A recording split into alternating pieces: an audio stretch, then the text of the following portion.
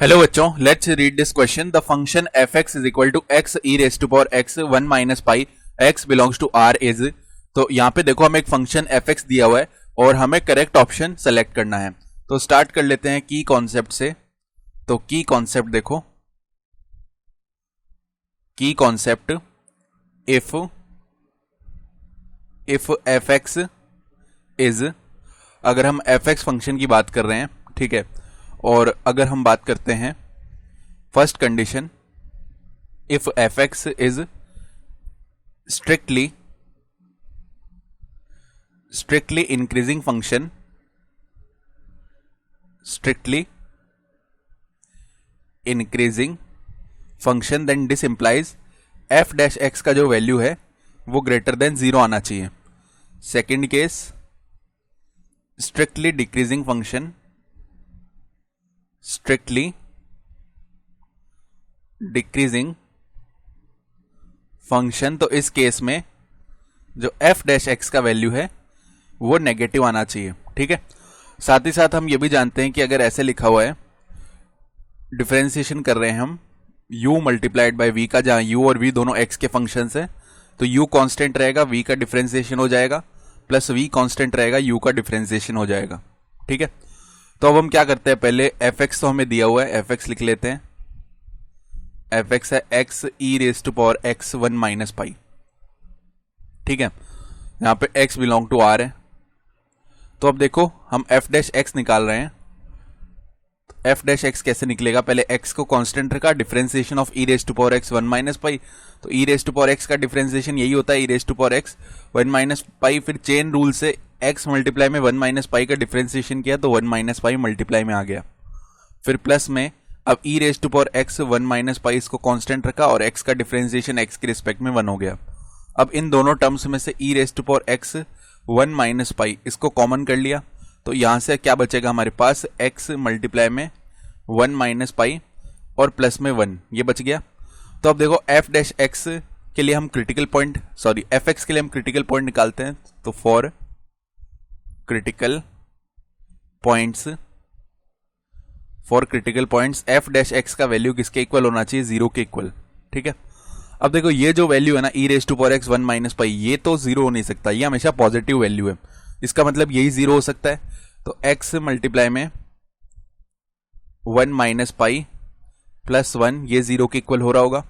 इसका मतलब है कि x मल्टीप्लाई में वन माइनस पाई, ये -1 के इक्वल आ रहा होगा, और इसका मतलब है कि x is equal to -1 upon one minus pi आ रहा होगा। ठीक है, तो ये वैल्यू कितना आएगा, -1 अपॉन लगभग -2.14, और इसका जो लगभग वैल्यू है वो कितना आ जाएगा, 0.46 समथिंग, ये आएगा वैल्यू। ठीक है, तो अब अगर हम साइन चेक करें एफ डैश एक्स का, तो देखो 0.46 यहां पे आएगा कहीं पे, -1/2 इधर आ रहा होगा, माइनस का 1 इधर आ रहा होगा। ठीक है, 1/2, सॉरी 1 इधर आ रहा होगा, पहले 1/2, ठीक है, 1/2 इधर आ रहा होगा और उसके बाद 1 इधर आ रहा होगा। तो देखो कोई भी वैल्यू 0.46 से अगर हम बड़ी रखते हैं, जैसे 0.5 रखते हैं, किस में, हम ये वैल्यू रखते हैं एफ डैश एक्स में, तो अगर हम एफ डैश एक्स में रखेंगे ये तो पॉजिटिव ही है। तो अब यहां पे अगर मैं रख रहा हूं 0.5, तो देखना 0.5 मल्टीप्लाई में वन माइनस पाई यानी कि -2.14, ठीक है, और प्लस में 1, तो ये वैल्यू जब हम निकालेंगे तो हम क्या ऑब्जर्व करेंगे कि यहां पे वैल्यू कौन सी आने वाली है, यहां पे हमें एक कितनी वैल्यू ऑब्टेन होगी। ठीक है, तो यहां पे हमें एक नेगेटिव वैल्यू ऑब्टेन होगी। कैसे, तो वो भी हम निकाल सकते हैं। देखो 0.5 को 1/2 लिख लो, तो 1/2 और -2.14 प्लस में 1 है, तो ये लगभग कितना आएगा, -1.07 और प्लस में 1, तो ये एक नेगेटिव वैल्यू आने वाली है। यानी एफ डैश एक्स का जो साइन है, जब हम वैल्यू रखते हैं 0.46 से ग्रेटर, तो ये आ रहा है नेगेटिव साइन, और ऐसे ही जब हम 0.46 से छोटा रखेंगे, चलो 0 रख लेते हैं यहाँ पे, तो क्या हो जाएगा इस केस में कि ये तो 1 आ जाएगा पूरा, फिर यहां पे क्या होगा, केवल 1 बच जाएगा, क्योंकि ये टर्म तो 0 हो गया है, तो पॉजिटिव आ रहा है, तो यहां पे ये पूरा टर्म क्या हो जाएगा, पॉजिटिव, यहां से यहां तक पॉजिटिव है और यहां से यहां तक पूरा नेगेटिव है। 0.46 एक क्रिटिकल पॉइंट है। तो अब देखो जहां पे भी पॉजिटिव एफ डैश एक्स का साइन वहां पे इंक्रीजिंग है, और जहां पे भी नेगेटिव एफ डैश एक्स का साइन वो क्या है, डिक्रीजिंग है।